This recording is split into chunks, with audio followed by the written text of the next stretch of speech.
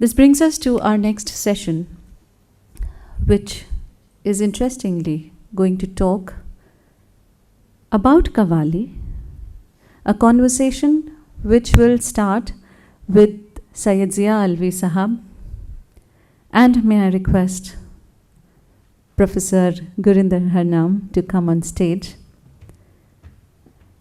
They will start a discussion which will be on Qawwali. Dr. Gurinder Harnam has already given us an overview of the musical structure of Qawwali. Syed Zia Alvi is associated with Qawwali for many, many years. We start a conversation wherein we will shortly be, in 5 minutes, joined by Nasir and Nazir, the Qawwals from Hyderabad, and we will lead the conversation forward from them. May I invite Syed Zia Alvi and Dr. Gurinder to come on stage?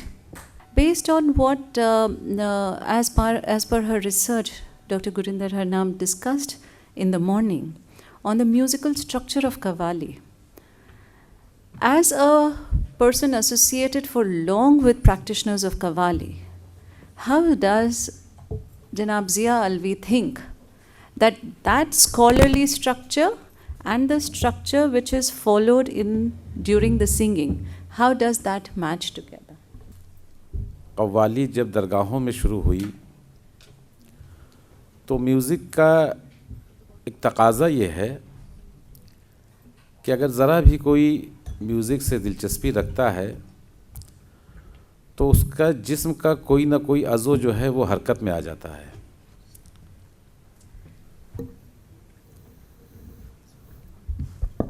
और चूँकि हम अगर इस्लाम से पहले की history देखें तो एक प्रॉफिट हुए हैं दाऊद अलैहिस्सलाम।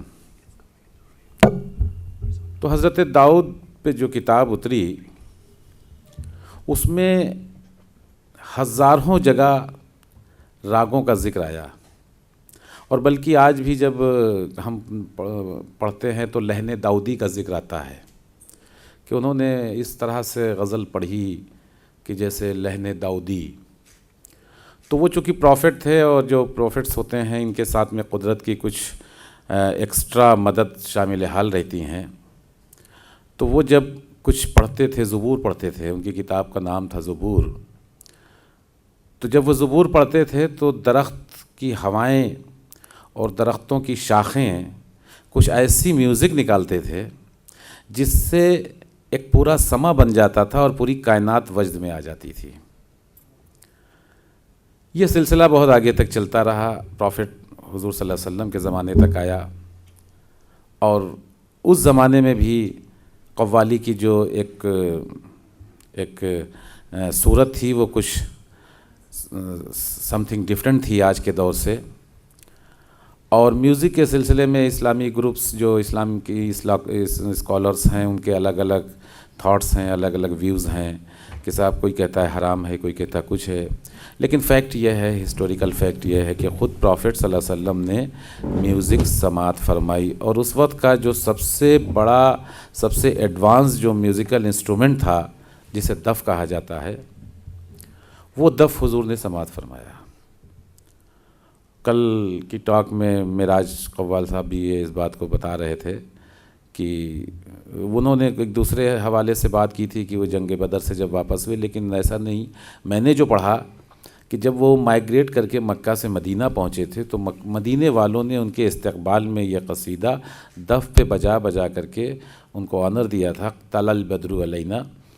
और फिर वो वहाँ के अलावा और भी कई मौक़ों पर आपने दफ़ समात फरमाया। आज के दौर में जो हमारे यहाँ कव्वाली की जो सूरत आई है, जिसे हम लोग देख रहे हैं, जो ख़ास तौर से खानकाहों में और दरगाहों में कव्वालियाँ चल रही हैं, और चूँकि मैं अपने बारे में ये बताऊं कि मेरा ताल्लुक़ खैराबाद से है, बहुत ही मरदम खेज़ कस्बा है खैराबाद, लखनऊ के करीब में, और मैं 4 साल की उम्र से समा सुन रहा हूँ, जब मेरी सिर्फ़ उम्र 4 साल की थी।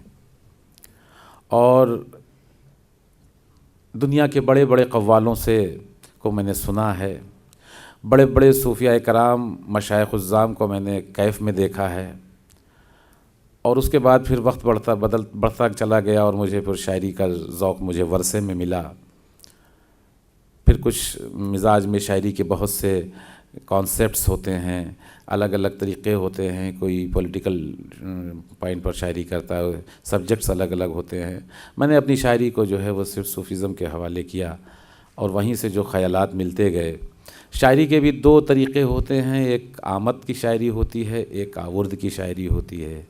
आवर्द की वो शायरी होती है जिसमें शायर अपनी फ़नी कोशिशों से शेर मौजू करता है। आमद की वो शायरी होती है जो बाकायदा एक इल्हाम होता है, कभी कभी एक दिल में कुछ ख़याल, कोई जज्बा पैदा होता है और ख़ुद ब खुद वो बात जो है वो कलम पर उतर आती है। फिर हमारा एक सिलसिला ये चला कि हमने ये सोचा कि जो इस दौर में जो अकाबरीन बुज़ुर्गान उज़्ज़ाम हैं, उनका कलाम जो आज महफ़िल समा से भी गायब होता जा रहा है। नज़ीर में आप समाअत फरमा रहे हैं? जी हाँ, बिल्कुल। उनका कलाम जो आज महफ़िल समा से भी गायब होता जा रहा है, बहुत ही कम लोग जानते हैं, बहुत ही कम पढ़ा जाता है। तो मैंने ये कोशिश की कि उर्दू शायरी की एक काइंड ऑफ पोइट्री है जिसे तज़मीन कहा जाता है, यानी जो बात है उसके ज़मन में क्या बात कही जा रही है, उसका जो हिडन सब्जेक्ट है उसको उजागर करने के लिए उसमें 3 मिसरे, 4 मिसरे, 5 मिसरे या इजाफ़ा करके उसके हिडन मज़मून को, छुपे हुए मज़मून को उजागर करना। हमने इस पर काम शुरू किया और हमारी ये तीसरी किताब कौसैन जो आई तो उसमें हमने इसी तज़मीन को लेकर चले और उसमें बहुत से लोगों ने इसे गाया, यहाँ से लेकर पाकिस्तान तक। एक जी, मैं कव्वाली पर बात कर रहा हूँ कि कव्वाली के सिलसिले में जैसा कि नज़ीर साहब आ गए हैं, अब हम क्यों ना इन्हीं से गुफ्तगू शुरू करें। नज़ीर साहब, आप से अब सवाल करते हैं। हम तो अपनी बात कर रहे थे जब तक आप तशरीफ़ नहीं लाए थे कि आपके बारे में जो मुझे मालूम हुआ कि आपका वतन दिल्ली है, जी हाँ, रहाइश दक्कन में है, रूहानी ताल्लुक़ आपका अवध में है, बिल्कुल। और ये तीनों शहर और तो तीनों इलाके हर फ़न के स्कूल माने गए हैं। दहलवी स्कूल, अवधी स्कूल, दक्कनी स्कूल। तो आप एक पहले कव्वाल मुझे अब लाइफ में ऐसे मिले जो उनकी वाबस्तगी किसी न किसी तौर से तीनों स्कूलों से है। बिल्कुल। तो आप अपने कव्वाली के इस फ़न को इन तीनों स्कूलों के हवाले से आप कैसे देखते हैं, इस पर आप कुछ रोशनी डालिए। तीनों सिलसिले हमारे ही हैं जी। वैसे कव्वाल का सिलसिला पहले चिश्तिया होता है जी। हुजूर गरीब नवाज़ के, क्योंकि हमारे आबा व अजदा 4 फादर्स गरीब नवाज़ के साथ ही आए थे। जी। उनके बाद जो है हज़रत निज़ामुद्दीन औलिया और हज़रत अमीर खुसरो। जी। फिर हमारे दादा जो हैं पीर मकसूद शाह वारसी से बैत हुए। अच्छा। जी हाँ, देवा शरीफ। तो जी हाँ, देवा से हम लोग भी वहीं के ग़ुलाम हैं। अब आपका सिलसिला वारसिया हो गया। जी हाँ, वारसी दादा की तरफ से। अच्छा। वैसे हैं तो निज़ामी चिश्ती। जी जी। चिश्ती निज़ामी है। चिश्ती निज़ामी है, लेकिन दादा के हवाले से आपका ताल्लुक़ वारसी सिलसिले से हुआ, तो आपका एक ताल्लुक़ अवध से हो गया, फिर रहाइश आपकी दक्कन में हो गई। मैं ये पूछना चाह रहा था कि आप चूँकि दिल्ली और अवध और दक्कन तीनों जगहों से आपकी वाबस्तगी होती है और आप जाहिर सी बात है कि बहुत से उर्सों में जाते होंगे, महफिल समा में आप गाते होंगे। कोई ऐसा मंज़र बताइए कि जब आपके कलाम पर किसी दुर्वेश को वजद तारी हुआ हो, किसी मशाइख को कैफ़ आया हो और जिसमें उस वक्त आपको जो लुत्फ़ आया हो, वो कोई वाक़या ऐसा बयान कीजिए। लुत्फ़ हमें पहली हाज़िरी में जब गरीब नवाज़ में हाज़िरी दी हमने जी, हाताए नूर में, बिल्कुल आमने सामने, वो मंज़र कुछ और ही था। एकदम अक़ीदत हमारी फ़र्स्ट टाइम की और दादा का मशहूर कलाम वही हम पब्लिक ने भी वही कहा हमसे, वही सुनाई है, आया बना मेरा ख्वाजा बनाया, वही सुनाया। काफ़ी सूफी इज़्ज़ाम भी पूरे सूफिया इज़्ज़ाम, ये हम लोग 30 साल पुरानी बात है। जी हाँ, 30 साल पहले जब फर्स्ट हाज़िरी दी थी हमने गरीब नवाज़ में। तो कैसा आप महसूस करते हैं कि जब आपको एक तरह से कि एक हम कहते हैं कि अवध में जो कव्वाली की गायकी है उसका एक बहुत ही अलग, एक बहुत मिठास है, एक अलग अंग है, और उसको आप कैसे बैलेंस करके अपनी गायकी में चलते हैं आज के दौर में? अवध में भी जो है हमारे परदादा बाबा नसीर अहमद खां साहब अवध में काफ़ी रहे और वहाँ के ठुमरी गायक, क्लासिकल ठुमरी कव्वाली तीनों करते थे वो। और वहाँ के लखनऊ यूनिवर्सिटी के प्रोफेसर भी थे क्लासिकल में। अच्छा। तो काफ़ी शागिर्द वगैरह वहाँ हैं। तो आपने क्लासिकल की ट्रेनिंग ली पहले, फिर कव्वाली की गायकी? जी हाँ, पहले क्लासिकल की ट्रेनिंग ली। तो बचपन से क्लासिकल का रियाज़ किया और 15-16 साल की उम्र के बाद कव्वाली में आए। बचपन से कव्वाली में भी थे, दादा के साथ जाते थे, वालिद साहब के साथ जाते थे। क्योंकि डॉक्टर गुरिंदर हरनाम हमारे साथ बैठे हैं, ये क्लासिकल की प्रोफेसर हैं दिल्ली यूनिवर्सिटी में, तो इसलिए हम लोग ये जानना चाह रहे थे कि जब कव्वाली की जो एक गायकी का एक अंग है उसको हम क्लासिकल पर कितना बेस्ड मानते हैं? कितना आप कव्वाली गाते हैं, आपको उस राग की जानकारी होनी चाहिए, आपको ताल की जानकारी हाँ, होनी राग चाहिए? की जानकारी होना चाहिए, ताल की जानकारी ज़रूरी है। ये सब पहले क्लासिकल सीखने के बाद ही, रियाज वगैरह के बाद ही पैदा होती है ये सब। फिर उसमें इम्प्रोवाइजेशन करने की जगह आप कैसे ढूंढते हैं? वो तो गाते गाते हो जाती है। हाँ, वो तो गाते गाते होती है, किंतु मैं ये पूछना चाह रही थी कि पुरानी कव्वाली में ऐसे मुझे लगता है कि पहले सरगम ज़्यादा गाती नहीं थी। जी हाँ, पहले सरगम नहीं, तकरार होती थी, राग का फैलाव भी होता था। जी हाँ, राग का फैलाव होता था। था बस। तो अब मैं क्योंकि ख्याल की इजाद हज़रत अमीर खुसरो की है, तो कव्वाल बच्चों में से ही हम लोग। जी तो पहले कव्वाली भी जो गाते थे वो राग स्टाइल में गाते थे। जी 11 मात्रे, हाँ जी, क्योंकि हमारे म्यूज़िक डेली की कैसेट भी है, इसमें 11 मात्रे में पहले होती थी कव्वाली, ताख्तालों में 9.5 मात्रे। हाँ। तो अब जो सरगम का दौर शुरू हो गया, ये कैसे शुरू हो गया और ये चलेगा और बढ़ेगा कि हम ये उम्मीद करें कि जैसे पहले कव्वाली होती थी वैसे उसका स्ट्रक्चर हमें वापस मिलने का कोई सबब है, क्या है? सरगम तो खैर हमारे अच्छी नुसरत खान साहब की अच्छी लगती उन्होंने है, ज़्यादातर पर डाली है। उसके स्ट्रक्चर में पहले जैसे जो पुरानी चीज़ें होती हैं उनमें नहीं होती थी। जी हाँ, सरगम नहीं होती लेकिन थी। आजकल होने लग गई जी है, हाँ। तो इसलिए पहले कोई पूछता तो सिर्फ आरो अवरो बता देते थे उसके। जी हाँ कि ये राग का बस ये राग में है कंपोजिंग, जी हाँ। और ज़्यादातर बोल बाट हाँ जी और तकरार, जी राग का फैलाव बोल के साथ, ऐसा चलता था। थोड़ा सा गुनगुना के बोल बाट तकरार बता सकते हैं, ऐसे ही गुनगुना के थोड़ा सा? ये कुछ हज़रत अंदाज़? अमीर खुसरो का है। जी। हे बखूबी हम चो महता बिंदाबा आशी बखूबी पंचो ए आहे बखूबी। आहे आहे की ये तकरार होती थी। बखूबी हम चो महता बिंदाबासी बमुल के दिल बरी पाइंदाबासी। हाँ बमुल के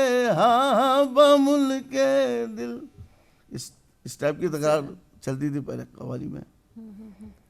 तो अब इसमें फिर अब जैसे सरगम की जोड़ आ गई है, तो आपको उसमें कुछ दिक्कत होती है कि आपने वो सीखी थी या अब आप अपने आप इम्प्रोवाइज़ करके सरगम तक उसमें जोड़ लेते हैं? अब दौर चल रहा है तो हम भी सरगम बता देते हैं, इसकी राग आरो अवरो, मगर ज़्यादा तेज़ सरगम नहीं करते हमारे पास कि लफ्ज़ी समझ में ना आए उसके। घबरा सर ऐसा नहीं चलता।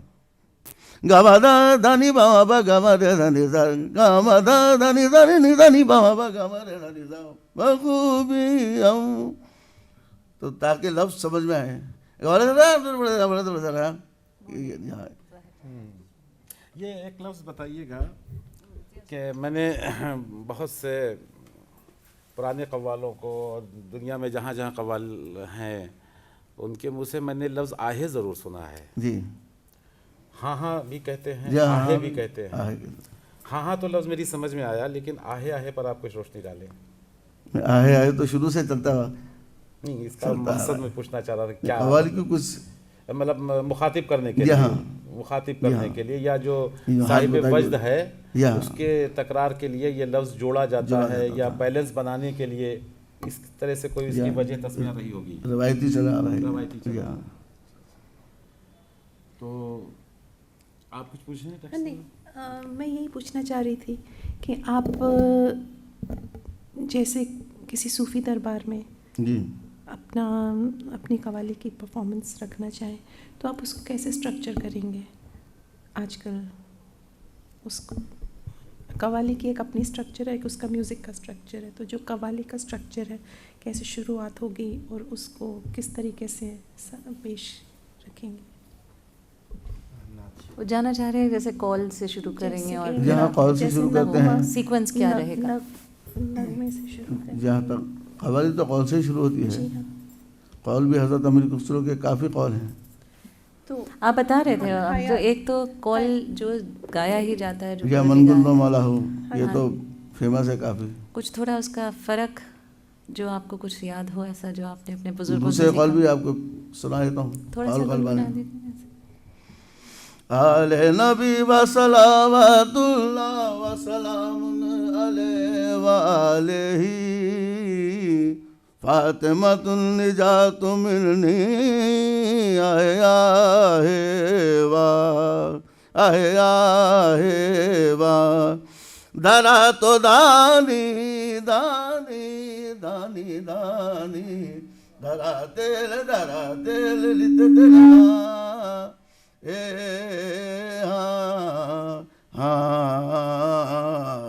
आले नबी, ये भी एक कौल है। पर ये आपको कितना गाने का मौका मिलता होगा ये कॉल आज का? मैं अक्सर गाते हैं हम लोग, गाते ये हैं? कौल भी गाते हैं, कुछ आपको ऐसा बड़े-बड़े एहसास फेस्टिवलों में। लगता है कि समझने वालों में गाते हैं। हाँ, यही मैं जानना चाह रही थी क्योंकि आजकल जो महफिल हैं वो ज़्यादातर लोग चलती हुई कव्वाली सुनना चाहते हैं जो वो जानते हैं, जो 4-5 कलाम। तो क्या आप ये मुश्किलात फेस करते हैं कि किस तरह से जो पुराने जो आपने अपने बुज़ुर्गों से कलाम सीखे हैं उनको कहाँ गाएं कि आप उनको ज़िंदा रखें? नहीं, हम तो हर जगह कोशिश करते हैं कि पुरानी चीज़ें एक दो गा दें। हाँ, 2-3 कलाम जो है पेश करते थे हर फेस्टिवल में। कल भी आपने रंग से पहले बड़ा खूबसूरत कलाम गाया था प्रोग्राम में। जी कल भी आपने रंग से पहले बड़ा खूबसूरत कलाम गाया था। जी एक सवाल मेरे जहन में आ रहा है नज़ीर मियाँ कि जैसे कि आप खानकाहों में जाते हैं गाने के लिए, तो बहुत सी जगहों पर कुछ मिजाज अलग अलग होते हैं खानकाहों के।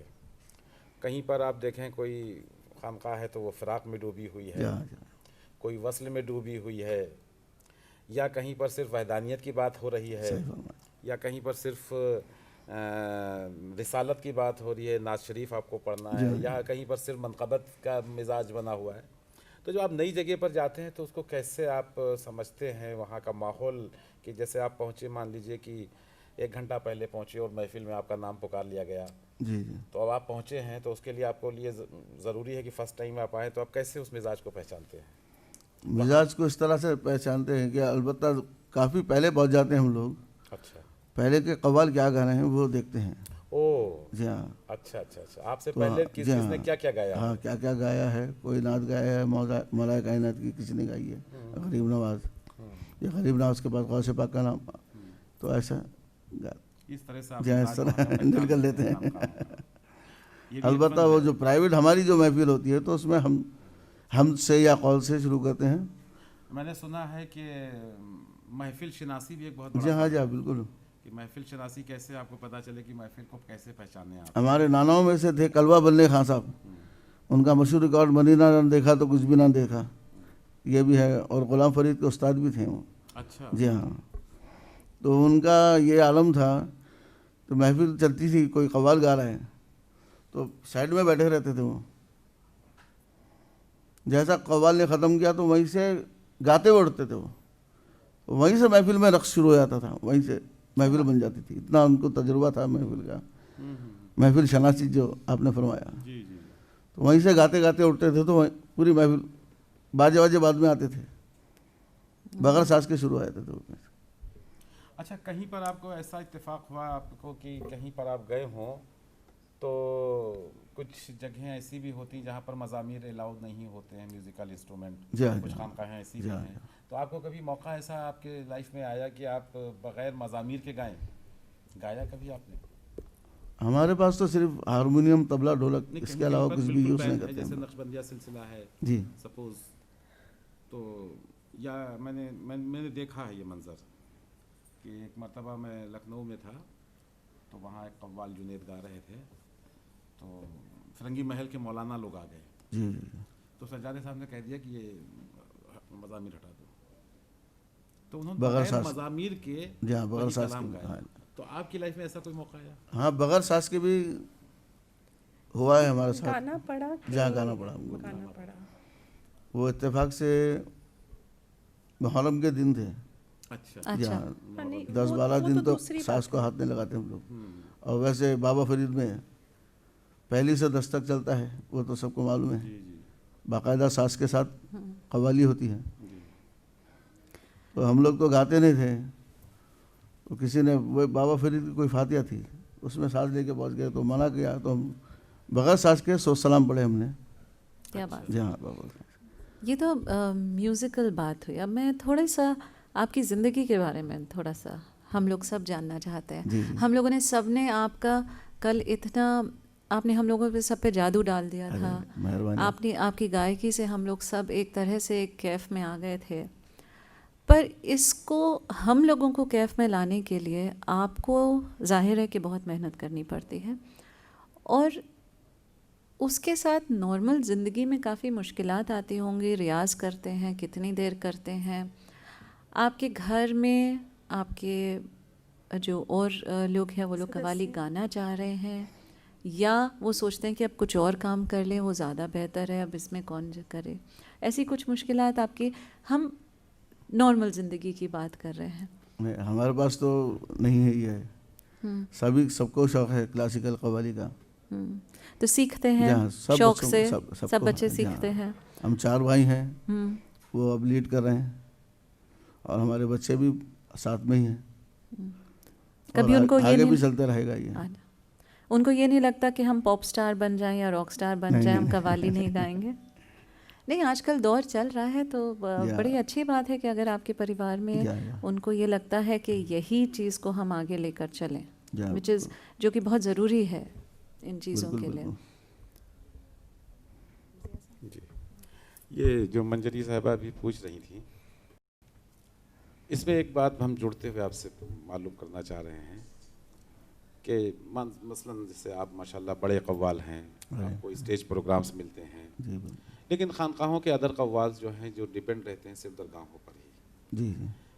तो वो लोग कैसे सरवाइव करते हैं? क्योंकि उनका ज़रिए माश यही है कि जब कहीं उर्स होगा तभी उनको मौका मिलता है सही बात। कुछ आमदनी का। या। तो उस सिलसिले में, उस तनाजुर में आप अगर देखें तो मैंने देखा कि बहुत से कव्वालों के बच्चों ने छोड़ दिया, दूसरे काम पकड़ लिए, जी। और उनके घराने से वो जो थे वो आखिरी हो गए, उसके बाद कोई आया नहीं। आपकी फैमिली में माशाल्लाह सब लोग दिलचस्पी से गा रहे हैं, आगे बढ़ रहे हैं, तो उन लोगों के लिए आपका क्या मशवरा रहेगा जो ऐसे कव्वाल हैं? उन लोगों के लिए मशवरा, क्योंकि आजकल की मीडिया दुनिया सुनकार है, एक सही बात बता रहा हूँ आपको, उन लोगों को मेहनत करना चाहिए। मेहनत करना चाहिए। हाँ, क्योंकि सुनकार जो है, टेढ़े बिंगे कव्वाल, तो खानखाई कव्वाल जो है ज़्यादातर बेचारे सुर से वाकिफ़ नहीं, राग से वाकिफ़ नहीं है, सीधी सीधी सिर्फ चीखने का नाम गाना है बस, ऊंची ऊंची आवाज़ें लगाओ। ये आपने बड़ी इंटरेस्टिंग बात जी हाँ। बताई कि खानकाही कव्वाल जो है उनका क्लासिकल ट्रेनिंग नहीं जी हाँ, होती। जी हाँ, जी हाँ। तो क्लासिकल ट्रेनिंग कैसे होती है? तो हम, आप उसको फ़र्क कैसे क्योंकि करते हमारा हैं? ताल्लुक जो है हज़रत अमीर खुसरो के शिष्यों में से हैं, जी। तो राग वगैरह सब शुरू से ही चलता आ रहा है हमारे पास। खानखाहों में कव्वाली करते हैं, और दरबारों में जैसे बादशाह जफर के उस्ताद मियाँ तानरा खां साहब, वो दरबारों में क्लासिकल गाते थे, और दरगाहों में कव्वाली। तो शुरू से ये दोनों अटैचमेंट साथ में ही है हमारे। तो आजकल के कव्वालों को भी ये सीखना चाहिए, रागदारी। पर आजकल ज़्यादातर दौर ये है, उनको लगता है कि रिदम बजा दें और थोड़े से शेर याद कर लें तो ज़रा आगे निकाल लेंगे कव्वाली। ये एक दौर जो थोड़ा सा हो गया है, जिसमें रागदारी की समझ वो ज़रूरी नहीं समझ रहे हैं। तो आपको लगता है कि इसको किस तरह से आगे करें कि राग के बगैर तो इंटरेस्ट कोई संगीत ही नहीं है। हम्म, कव्वाली ले लो, गज़ल ले लो, क्लासिकल हो, सब राग में ही, बंदिशें में ही सब, क्योंकि वो सीखना बहुत ज़रूरी है। क्या आपको लगता है कि कहीं पर जैसे कि यहाँ पर हिंदुस्तान में कहीं भी कोई कव्वाली इंस्टीट्यूट नहीं है, कहीं कोई ऐसी यूनिवर्सिटी नहीं है जहाँ कव्वाली सिखाई जाती है? अगर कुछ ऐसा हो तो ज़्यादा फॉर्मल ट्रेनिंग होगी। हाँ, अच्छा होगा। ऐसा हो गया तो बहुत अच्छा होगा। ये बहुत अच्छी बात कही आपने कि हम लोग तो सिखाते हैं वैसे। हाँ, पर घर पे सिखाते हाँ, हैं जैसे। हमारी पर कोई एकेडमी भी है। बोलो। आपकी अकेडमी बताइए। हाँ, दादाजी के नाम से एकेडमी हमने स्टार्ट की है। अच्छा, पद्मश्री अजीज अहमद खान वारसी म्यूजिक एकेडमी, हैदराबाद में। जी हैदराबाद में। तो अल्टरनेट क्लासेस देते हैं, जब परफॉर्मेंस नहीं रही तब सिखाते हैं।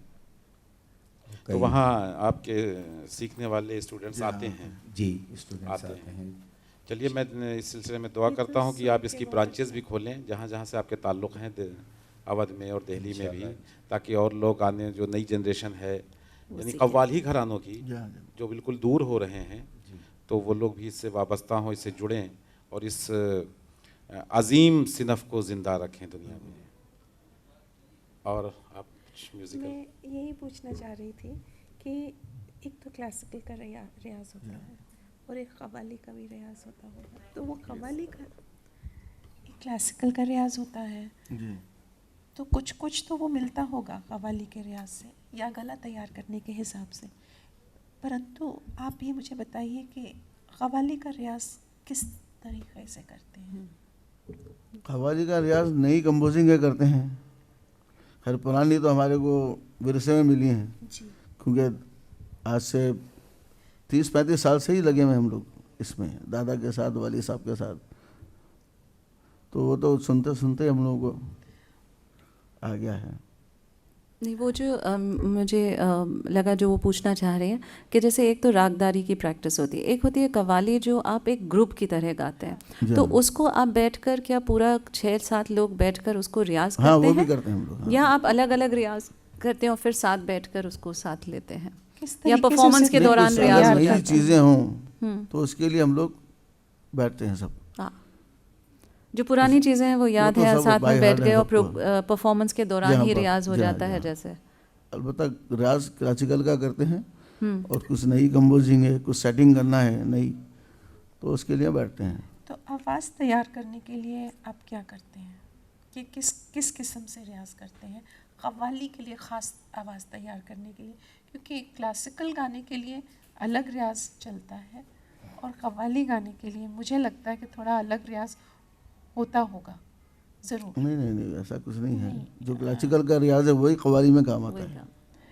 नहीं, आप उसका रियाज किस सुर तो से ये तो करते सुना हैं? होगा आपने, जितनी खरच जाएगी उतना ऊपर जाएंगे। नहीं, वो तो है, कव्वालों की आवाज़ ऊपर जाती है, बिकॉज खरच का रियाज ज़्यादा अक्सर जरूरी है। मैंने जो कव्वाल गाते हैं उनको मैंने हाई पिच पे हाई पिच गाते से हैं गाते हैं। और जो क्लासिकल होता है वो हम ज़रा नीचे से, जी हाँ, जी हाँ। इसलिए मैं पूछ रही थी कि कुछ आवाज़ तैयार करने की कोई ख़ास बच्चों तरीका को कैसे तैयार कराते हैं? जैसे बच्चों को शुरू कर रहे हैं तो उनकी आवाज़ जब बनाएंगे, जो वो एक बनाएंगे तो क्या? कव्वाल की आवाज़ उठती है जो, तो वो उठाने के लिए उनको किस तरह से रियाज करवाते हैं? एक शेर तो बताते कुदरती हैं? आवाज़ होती है, खानदानी हमारे जो चलता आ रहा है, वो तो कुदरत की देन है वो। जीन्स वो तो जीन्स में आप जी हाँ, जी हाँ, बिल्कुल। और DNA तभी वो पारिवारिक एक तरह से लीनियज चलती आती है। जी हाँ, जी हाँ, बिल्कुल। एक बात और हम पूछना चाह रहे हैं नज़ीर मियां आपसे कि जैसे कि अभी डॉक्टर साहबा पूछ रही थी आपसे कि रियाज कैसे करते जी हाँ, हैं। जी। लाइट क्लासिकल जो सिंगर होते हैं, गज़ल वगैरह गाने वाले या और भी किसी चीज़ के गाने वाले, तो वो उनका जो मेन फोकस होता है वो क्लासिकल की तरफ होता है जी हाँ, जी। क्लासिकल सीखें, बिल्कुल बिल्कुल। उसकी अदायगी करें। कव्वाली में एक प्रॉब्लम मैं ये फील करता हूँ कि कव्वाल को क्लासिकल सीखने के साथ साथ जी कलाम के एक बहुत बड़े अंबार की ज़रूरत है। हाँ, सही सही फरमाया आपने। बहुत बड़े, मतलब चूंकि ये समंदर है, आप बहुत- जब महफिल में बैठे हैं, क्लासिकल से ज़्यादा जिम्मेदारी इसमें सबसे बड़ी जिम्मेदारी कव्वाली में है। इसकी होती है कि अगर किसी सूफी ने, साहिब सज्जादा ने आपसे फरमाइश कर ली जी हाँ, कि वो कलाम सुनाइए, अक्सर मौके ऐसे भी आते हैं कि सही कव्वाल को फरमाया। नहीं याद होता सही है, उसको फरमाया। नोट भी नहीं जी हाँ, है, जी। तो वो प्रॉब्लम आप कैसे फेस करते हैं, वो बताइए ज़रा। सो अक्सर तो होता नहीं हमारे साथ, क्योंकि फारसी कलाम भी काफ़ी याद है हम लोगों को। फारसी में किसका किसका कलाम आपको याद रहता है, किन किन बुजुर्ग शुरा का? जी हाँ, जामिया रहमा हैं, शम्स तबरेज़ी हैं, हज़रत अमीर खुसरो, गरीब नवाज़ की भी लिखी हुई चीज़ें हैं। जैसे जामी की हम बात करें, हम आपसे जी। पूछें कि जामी की ये नात सुनाइए, तो आप सुना देंगे? हाँ, सुनाते हैं हम लोग। के लिए। वैसे तो असबर होते हैं मगर ऊपर नीचे ना हो जाए। तो हम लोग और पहले जो के कव्वालों को तो पूरे याद रहते, किताब रखते ही नहीं थे वो लोग। जी जी, वो तो मैंने वो बल्कि- कव्वाल देखी। हमारे दादा वैसे ही थे। जी, जैसे जामी का आपने नाम लिया, हमारे दादा बुक्स वगैरह रखते ही नहीं थे वो। तो this is a very interesting fact that all the compositions are actually in their brains. They are not written. Even if they've written, लिखे भी होंगे तो सिर्फ उन्होंने शब्द लिखे होंगे, पर वो कैसे गाए जाएंगे, वो कौन सी रुबाई पढ़ी जाएगी, वो कैसे लगेगा, उसमें कौन सा शेर लगेगा, उसमें तकरार कहाँ होगी, ये चीज़ लिखी नहीं जाती है। ये अगर ये शायद महफिल के 200 हिसाब से होता है जी। हाँ, और 200-250 अगर इन्हें याद होंगे तो वो सब यहाँ होंगे। ये जो एक बहुत खूबसूरत बात है इस गायकी की, जबकि क्लासिकल कॉम्पोजिशंस लिखे हुए होते हैं, ताल राग सब चीज़ हाँ, लिखी होती है। ऐसा है कि आपने नाम सुना होगा उस्ताद अल्लाह दिया खान साहब, जयपुर के थे, मतलब बाद में वो आकर कोल्हापुर में रहे और फिर बॉम्बे में रहे। उनको उनके पिताजी, उनके चाचा जी को, जो कि ख्वाजा जहांगीर साहब थे, तो उनको 25,000 बंदिशें याद थी बाय हार्ट, ध्रुपद धमार 25,000। क्या बात है। और अल्लाह दिया खान साहब कहते हैं कि उनको कुछ 15,000 याद थी। क्या बात है। मतलब ऐसे बंदिशें याद थी, कुछ उन्होंने कभी लिखी नहीं थी। जी, ये बहुत ज़रूरी, because this is so intangible heritage which is with them, और इसका डॉक्यूमेंटेशन प्रॉपरली तो होता ही नहीं है। शब्द लिख लिए, पोइट्री लिख ली, ज़्यादा से ज़्यादा, वो भी मेरा जो एसोसिएशन रहा है उसमें मैंने देखा ज़्यादा से ज़्यादा तो कहीं पोइट्री लिख के छोड़ देते हैं, शेर लिख के छोड़ देते हैं, पर उसका चलन कैसे है, कहाँ जाएगा, कैसे जाएगा, ढोलक की थाप पे कौन सा शब्द पे थाप आएगी, कैसे होगी, ये सब जहन में होता है। और मैं आपको एक और बहुत इंटरेस्टिंग बात बताती हूँ कि जैसे शादी होती है तो हम लोग दहेज में गहने, सोना, कपड़े देते हैं, तो किसी घरानेदार गायक के परिवार से जब किसी की शादी होती तो उनके बंदिशों का लेन देन होता था सही कि दहेज में कितनी बंदिशें लेकर आएंगी दुल्हन। तो ऐसी बात होती थी। आजकल बात होती है ना, किसी घर में इतने इंडस्ट्रीज़, हम आपके नाम, अपने जो दुल्हा है उसके नाम हम इतनी फैक्ट्रियां कर देंगे। तो उस समय ये होता था कि आप शादी करेंगे इस ख़ानदान से, तो इस ख़ानदान से हमें बंदिशें कितनी मिलेंगी, फिर उनका वो एक बात बन जाती थी कि वो इतनी बंदिशें देंगे। एक आखिरी सवाल पूछ के, जहेज़ी गद मशहूर है, जहेज़ में गद दी थी, गद बजाने की तबले की, जहेज़ी गद। नज़ीर मियाँ, एक आखिरी सवाल पूछ करके हम आपसे ये डिस्कशन ख़त्म करना चाहेंगे। आप कव्वाली का मुस्तकबिल कैसा देख रहे हैं? अल्हम्दुलिल्लाह बहुत आगे जाते, हैं आप। हाँ आगे जाते हुए दिख रहा है। खासतौर इंशाल्लाह हम लोग दुआ करते हैं कि ये कव्वाली और अपने उरूज की तरफ गामज़न हो। मैं और इस एक प्रश्न पूछ लूँ, इफ़ यू डोंट माइंड। मेरे मन में ये जिज्ञासा रहेगी ये जानने के लिए कि अब आपने जैसे अकेडमी खोली है, जी जी उसमें तो सब आपके ख़ानदानी गवैये तो नहीं होंगे ना, जी हाँ, बाहर से भी लोग बाहर आते से भी हैं, आते तो हैं। उनको आप कैसे सिखाते हैं? पहले थोड़ा क्लासिकल सिखाते हैं, थोड़े क्लासिकल से काम कैसे चलेगा? मतलब जो कंपो एक 10 ठाट तैयार करते हैं उनको पहले हम लोग। जी। आपको मालूम है 10 ठाट से ही सब राग निकले हैं, कम से कम वो तो करते हैं, फिर उसके साथ राग भी सिखाते हैं, कव्वाली भी सिखाते हैं 10 ठाट के बाद, साथ ताकि उनको सुर की समझ हो जाए, कौन सा सुर कहाँ लग रहा है। तो कितने साल लग जाते हैं फिर उनको सीखने में ये? और उनके टैलेंट पे है ये, नहीं फिर भी काफ़ी टैलेंटेड भी हैं आजकल। नहीं टैलेंटेड होंगे बेशक, लेकिन फिर भी कितने साल तो लग जाते हैं? पूरा 10 सीखने में 12? हाँ 10-12 साल तो कम से कम। हाँ। ये तो गुरिंदर जी आपने ऐसा सवाल किया कि आजकल जब स्टूडेंट्स हमारे पास आते हैं डांस सीखने को, तो उन्हें ये होता है कि हम स्टेज पर कब होंगे, और अगर हम उन्हें ये कह दें कि हमने 15 साल लगाए तो वो सब भाग जाएंगे। तो हम लोग कहते हैं नहीं, बस 3 साल 4 साल, और ये सोचते हैं कि जब वो 3-4 साल में उनकी भूख अपने आप में इतनी जग जाएगी कि उसके बाद तो वो साल काउंट ही नहीं करेंगे। सही बात। बिल्कुल सही, बिल्कुल। तो इसी होप में रखते हैं, क्योंकि सालों लगते हैं। अब इस चीज़ को ग्रेजुएशन करने के लिए वो 13 साल लगा देंगे, पर डांस या म्यूज़िक सीखने के लिए वो 13 साल नहीं लगा सकते। तब उनको लगता है ये तो 2 साल में आ जाना चाहिए। तो ये एक दौर है, और वो कव्वाली पर भी एप्लीकेबल होता है कि आपके भी शागिर्द होंगे जो वो इतना वक्त लगाएंगे। बहुत अच्छा लगा नसीर साहब आप लोग आए, आप लोगों ने इतना अच्छा प्रोग्राम कर दिया जिस पर सब बिल्कुल कैफ में आ गए, और आज आपसे बातचीत करके हम लोगों को बहुत अच्छा लगा। ज़िया अलवी साहब आपका बहुत बहुत शुक्रिया, गुरिंदर जी बहुत बहुत शुक्रिया कि आप साथ में रहे, और इसके साथ हम लोग ये वाला सेशन फिनिश करते हैं।